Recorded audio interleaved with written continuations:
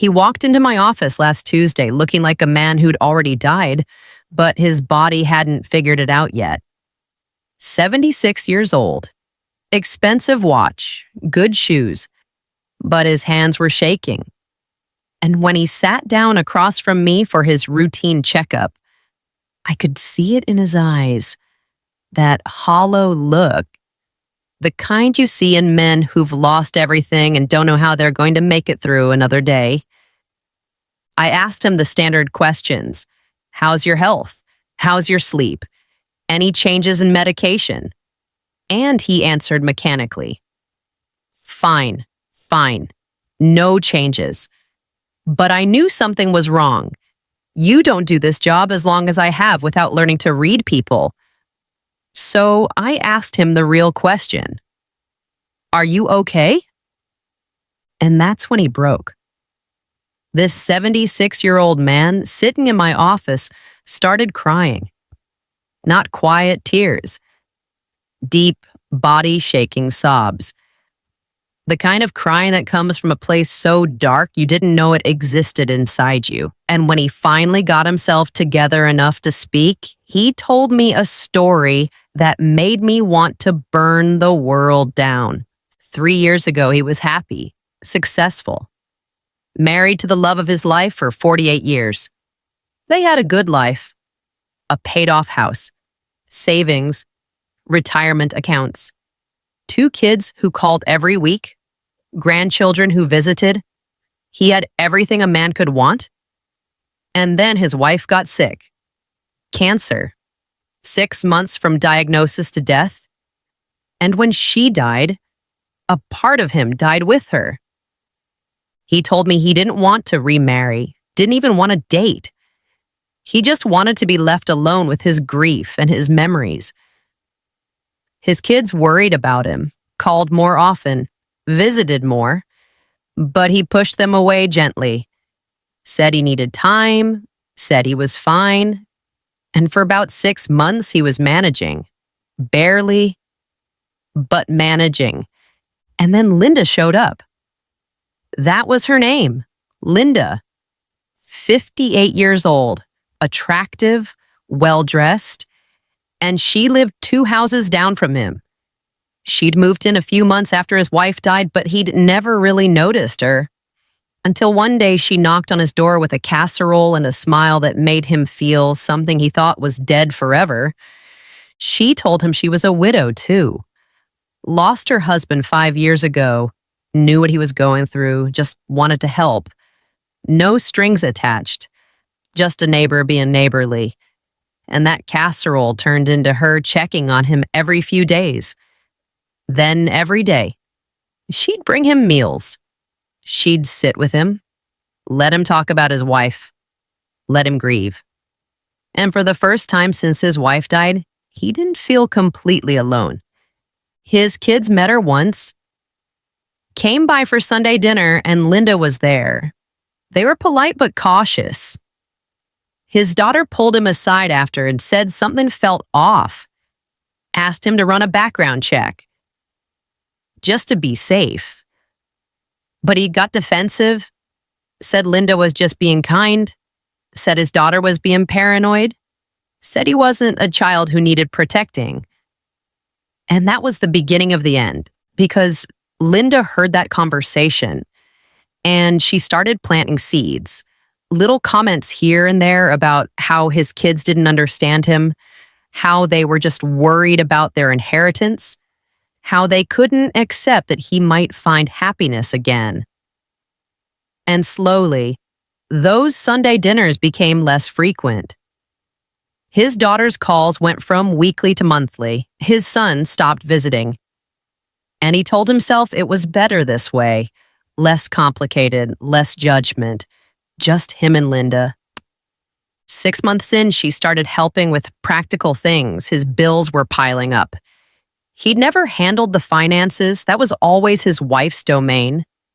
So Linda offered to help organize them. She sat with him, went through everything, made spreadsheets, set up online banking, and he was grateful. It felt good to have someone taking care of things, taking care of him. Then she suggested they open a joint checking account, just for household expenses. It would make things easier. She could deposit money, he could deposit money, and they'd share the bills. It made sense. They were practically living together at that point anyway. So he agreed, added her name to an account, transferred some money in, and Linda took over managing it. 8 months in, she moved in completely. Said her lease was up. Said it didn't make sense to pay rent when she was spending all her time at his place anyway. Said they should make it official. And he didn't see the harm. He loved her, at least he thought he did. She made him feel alive again, made him feel like a man who still had something to offer. So he said yes.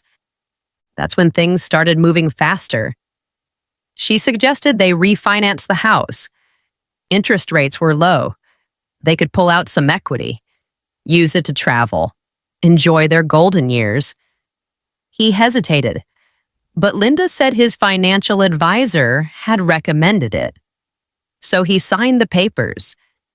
Didn't read them carefully, trusted her. Trusted that she had his best interests at heart. His daughter called one last time, begged him to slow down, begged him to get a lawyer to review everything, said she had a bad feeling, but he got angry, told her to stop interfering, told her he was happy for the first time in 3 years. And Linda was standing right there when he said it, smiling. And after he hung up, she held him and told him how proud she was that he stood up to his controlling daughter. And he felt validated. Felt like he'd finally chosen himself over everyone else's opinions. 12 months in, she had access to everything. His checking accounts, his savings, his retirement accounts, power of attorney, her name on the house deed. She said it was just practical. In case something happened to him. In case he got sick. She needed to be able to take care of things, and he signed everything she put in front of him. Because by that point, he couldn't imagine life without her. She'd made herself so indispensable that he felt helpless when she wasn't around. And then at month 15, small amounts started disappearing. A few hundred here, 1,000 there. He noticed once and asked her about it. She got tearful. Said she'd had an emergency with her sister. Said she'd pay it back. Said she was embarrassed to ask directly. And he felt terrible for even questioning her, apologized for making her feel bad, and told her she never had to ask. What was his was hers. Month 18, she was gone. Just gone. He woke up one morning and she wasn't there. No note, no explanation. Her clothes were gone. Her phone was disconnected. And when he tried to access his accounts, they were empty. Savings, checking, retirement. All of it. Gone. The house had been refinanced twice. There was a second mortgage he didn't remember signing, but his signature was on the documents. He owed more than the house was worth. He called his kids, begged them for help. They came. Of course they came. And when they sat him down and went through everything, the damage was worse than he'd imagined. Linda had taken everything. $380,000 gone, and there was no trace of her. The name she'd given him was fake. The address she'd lived at before moving in with him belonged to someone else. Even the story about being a widow was a lie. She'd never been married. She was a professional. And he was just another Mark. He sat in my office telling me this with tears streaming down his face. Told me he'd lost everything. His money, his home, his dignity, his relationship with his kids. All because he was lonely, and she showed up at exactly the right time with exactly the right story. And the worst part? He said he still missed her sometimes. Still reached for her in the middle of the night. Because even though she destroyed him, she'd made him feel something he thought he'd never feel again. That's who I'm warning you about today. The nurse with a purse. The predator who shows up when you're vulnerable and strips you of everything while convincing you it's love. And before we go further, if you're watching this and you're over 60, I need you to subscribe right now and ring that notification bell. Because what I'm about to tell you could save you from ending up like the man in my office. Do it now. Here's how she operates, and here's how to protect yourself. She doesn't show up when you're strong. She shows up when you're weak. Fresh divorce, recent loss, health crisis, loneliness. That's when she strikes, because vulnerable men are easy targets. And men over 60 with assets? That's the jackpot. She offers help immediately. Too eager, too perfect, meals, cleaning, errands, companionship. And it feels good because you're tired. You're lonely. You don't want to burden your kids. So you accept. And that acceptance is the door opening. She shares a trauma story that mirrors yours. Lost her husband, understands grief, knows what you're going through, creates an instant bond through shared pain. But it's calculated. It's a script. She's done this before. She pushes dependence fast. Within weeks, she's handling things for you. And you let her because it feels like care. But it's not care, it's control. The more you depend on her, the harder it is to see what's happening. She isolates you from family. Your kids don't understand. They're greedy. They're controlling. They don't want you to be happy. And you start believing it because she's whispering it constantly. And slowly, the people who actually love you disappear. And now there's no one to warn you. No one to stop what's coming. She takes over finances gradually. First, she helps organize. Then she manages. Then she controls. And by the time you realize you don't have access to your own money, it's too late. Joint accounts, power of attorney, her name on deeds. You signed everything because you trusted her. Watch for these specific red flags. If she resists meeting your family or gets defensive when they ask questions, that's a warning. If she pushes financial involvement quickly, stop. If she makes you feel guilty for questioning anything, that's manipulation. If she has a story that's too perfect, too aligned with what you need to hear, be suspicious. Here's what you do. Keep your family involved. I don't care if they annoy you sometimes. They're your protection. Don't give financial access to anyone you haven't known for years. Background checks aren't paranoid. They're essential. If she resists one, that's your answer. Never sign documents without your lawyer reviewing them.